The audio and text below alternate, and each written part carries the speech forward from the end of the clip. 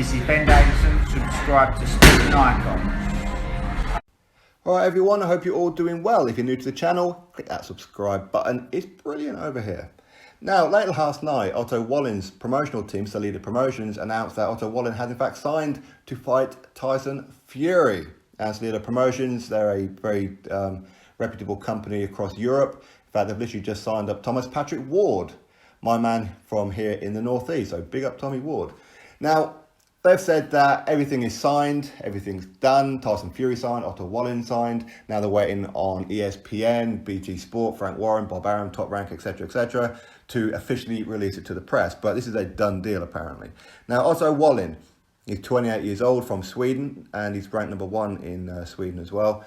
6'5.5", southpaw, 20 wins, 13 of those by knockout, which isn't great considering the level of opposition that he's been fighting. So you think that his knockout percentage will be a little bit higher.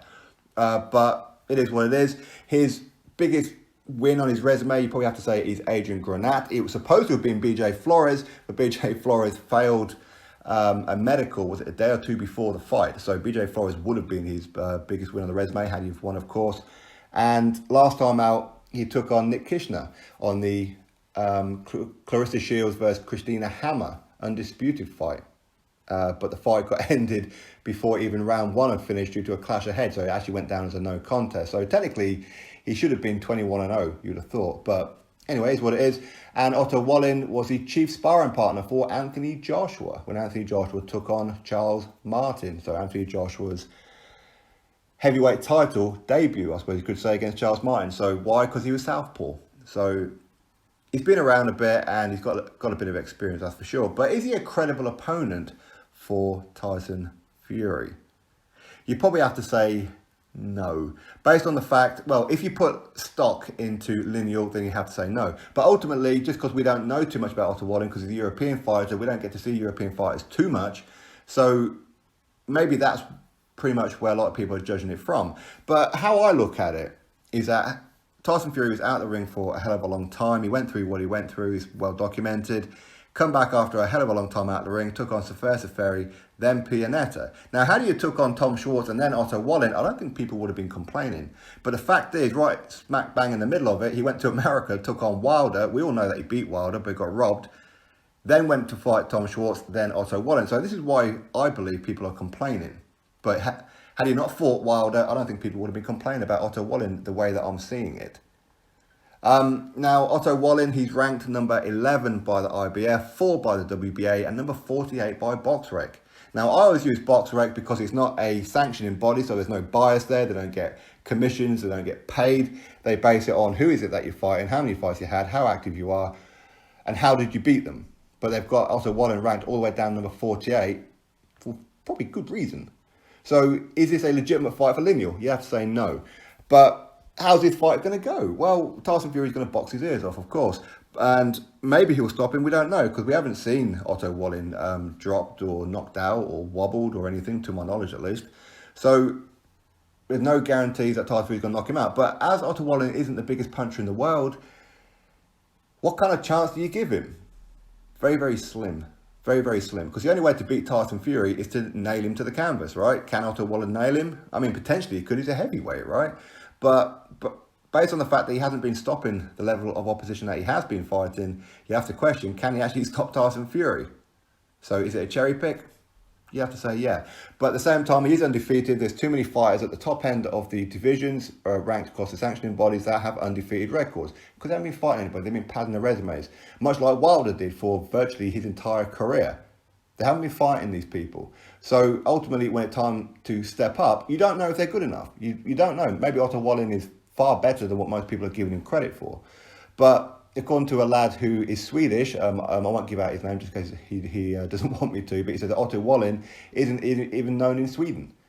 Which brings me on to my next point, that Tyson Fury signed this 5-fight deal for, $100 million, whatever it was, to help build his profile in America. Now, when you fight Tom Schwartz and then you fight Otto Wallin in America, how much is this really building Tyson Fury's name in America? I'll tell you how much. It ain't. Because Americans are very patriotic, much like British are patriotic, Swedish, German, etc. No matter where you're from, there's patriotism in you. So Americans want to see Tyson Fury fight in America, of course, against Americans or against reputable competition that they've heard of. Would they have heard of Tom Schwartz or Otto Wallin? No. So in theory, you may as well have had Tyson Fury fight Schwartz and Wallin here in the UK, because at least then they could put some magic sprinkles on the event, because Brits will travel to anywhere in the UK, specifically Manchester, where he's from, and make it look like a huge event. Americans will look at that and go, "Oh, that's a good one." Then they'll be a little bit interested. But when you're only putting 4,000 or 5,000 bums on seats because you happen to rely on Brits travelling to America to come see people fight that we don't really know who they are, it's a tall order and a tall ask, because Americans aren't going to turn up to see Tyson Fury fight Otto Wallin, are they? That's the truth of it. And as a lot of people are saying that Tyson Fury's the number one heavyweight, well, he's not fighting the best around, is he? He just isn't. But as I said before, had he fought the first Fury, Pianetta, Tom Schwartz and Otto Wallin, I don't think people would have complained.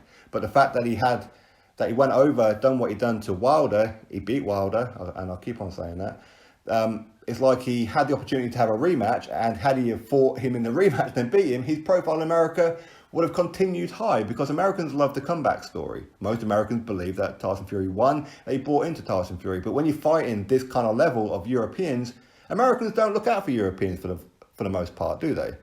They don't know who these guys are, so what's the point in having it in America? I think Bob Arum and whoever is dropping the ball with this one. Even though you look at it on paper, he's undefeated, much like Tom Schwartz was. But when you look at it, he's supposed to be fighting Americans, but I'm presuming they couldn't get any over the line, like a Charles Martin or a Trevor Bryan or a Dominic Brazil or maybe a Michael Hunter. Did they even contact Eddie Hearn about potentially having that fight? Or even if they're not American, heavyweights that Americans have heard of.